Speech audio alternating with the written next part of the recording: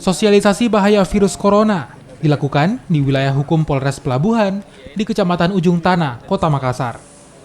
Selain menghimbau warga agar waspada corona, tim PMI dan Polres Pelabuhan juga melakukan penyemprotan desinfektan ke sejumlah lokasi.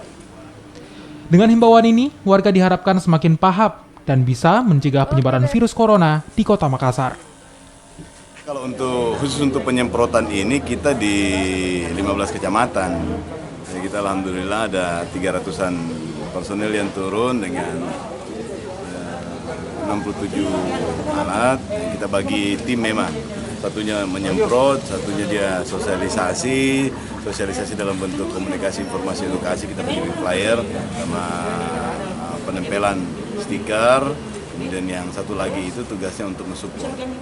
Kami himbau juga kepada masyarakat tidak usah panik dengan situasi ini. Ya, pemerintah dan seluruh relawan ya sudah melakukan hal-hal yang maksimal untuk mencegah terkait penyebaran COVID-19 ini. Masyarakat tidak usah panik, ya tetap ya ikuti himbauan pemerintah, ya dan juga jangan panik terhadap kondisi saat ini. Ya sampai terjadinya panik buying, ya karena stok daripada kebutuhan pokok insya Allah ke depan sudah bisa dipenuhi.